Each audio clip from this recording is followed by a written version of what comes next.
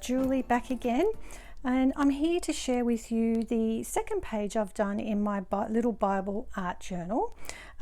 This one is the first page. If you haven't seen that one, I've already done a video on this one, so I'll leave a link to the video up here and in the description box below if you'd like to see what I used for this one. But this one here is my second one that I've had a go at, and what I'm loving about this art journal idea is it's a place for me to try techniques, to learn techniques without the pressure of it having to be a gift for someone. So I'm really enjoying doing that. So I've learned a lot by doing this second one as well. But I thought I'd share it with you and show you what I use to create it. I really love the Bible verse in Matthew 18:3 that says, unless you change and become like little children, you'll never enter the kingdom of heaven. And I just thought this little guy was perfect to illustrate that. I love the way Bonnie has illustrated him with that slight tilt to his head, like he has that curiosity and he wants to see what's behind that gate.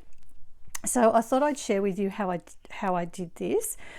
So the little guy that I've used here, he's so cute. He actually reminds me of my grandsons. He's just so cute. I use this stamp set here.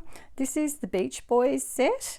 And I've used this guy here that's actually on the cover of the stamp set, and all I did was I just added a little shirt to him so that I've transferred him from the beach scenery to a beautiful garden scenery. So that was fairly easily done. So the great thing that I'm learning about, because I'm used to stamping with stamp pads, so stamping with Tombow markers is really new, but one of the things I'm learning that's great is you can color your stamp in different colors, whereas with a stamp pad you kind of got to go with the one color.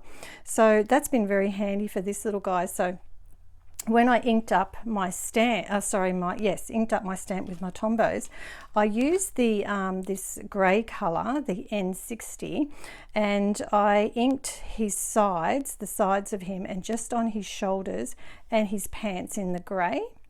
And then where there was going to be his skin and his hair, I inked the stamp in 992 to get that nice sort of light brown colour. And then when I actually coloured his skin, I used the 912, and I got this from Bonnie. She did a tutorial and this is the colour she chose, so I thought that was a pretty good colour for the skin tone. So now to get his little shirt, that is just really easy. All I did was I took my little grey twin tone marker, and all I did was I'll just get the point so I can show you here. So all I did was I just made a little sort of bubble out the side, so you can see on the stamp it's sort of straight up where his skin is. Well, I just sort of came out from there a little bit and came up, and then I just added sleeves, and then I just made a neckline here, sleeve, and again sort of bulge this out, and then along the bottom I've just created these like little loops, and then I put a line here for the fold in his shirt. So you can see I've just made some little loops on the bottom just to create the illusion that it's a baggy shirt, even though it's a t-shirt. And then on the sleeves I made sure I sort of extended it just a little bit away from his arm so it didn't look skin tight. And that's all I did for that. And then I just pulled the colour out of this grey twin tone because I wanted it to have the illusion of a white shirt.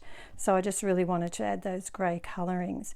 And then for his pants I've used this blue 526 and coloured his pants, and also I used some of the twin tone in Sax Blue just to bring out some of these little creases and details in there as well. So so that's the little boy, and I stamped him first, so I put him sort of in the position I wanted him, and then I made a little mask of him, and here it is here. So I just stamped that onto I just used ordinary copier paper, and I then on the back I've used this repositionable adhesive runner, and I've just run some on the back, and that means that I can stick him down and then pull him back up again as many times as I want. So I made sure that I masked him off like that, just put the mask over him, And then I stamped the gate over the top so that he wouldn't have that on top of him. And I also left the mask there while I was doing some of this foliage as well to make sure I didn't get that on him as well, because I wanted him in the foreground. So the gate is this beautiful Gates of Righteousness set. It's so beautiful. I really love this stamp set. So I've used the gate, obviously, and I've also used the little pot here, down the bottom here. And I've also used the butterflies, were also in that same set. So you get the butterflies. And I've also added, I just used the cobblestones at the base of this stamp and added a few more. So these here are just sort of extra cobblestones that I wanted to add in and just fill out that picture a little bit more. So that came from there. And then when I stamped this one, I used what Bonnie suggests. I used the two colours to stamp it, the 565 and the 969, which gives that beautiful sepia old sort of colour. And I coloured it, and I brought some of the sky colour into it as well, just to, I don't know, give it a bit of variation, I guess, to make it look a bit old. And then for the foliage, I've used the Bible foliage set, and I used this one here to put around and in the pot. And I've also used this little branch here, just used it here and there to accentuate it a little bit. And I used the grasses as well. So I used both the short grass and the long grass in this set. So the short grass through here, and then the long grass more near the pot and near the gate. So I've used that one. And then for the flowers, I've used the flower set, the first one, flower set. And I've used this little daisy bunch and just stamped it in, this color is 993. And then the purple color is 636. And then the green, this green is the 249, and the grasses are 177. So that's the colors. And then around the base of the cobblestones, I've also used my chocolate twin tone as well, just at the base, just to vary the color in those a little bit as well. So yeah, so that's what I've used. I thought I'd share with you. Oh, also the sky. The sky, I used this one, 528 in the sky. That was the other color that I used. I think that was it. Yeah, so anyway, I thought I'd come on and share it with you, show you what I've been up to with my art journaling.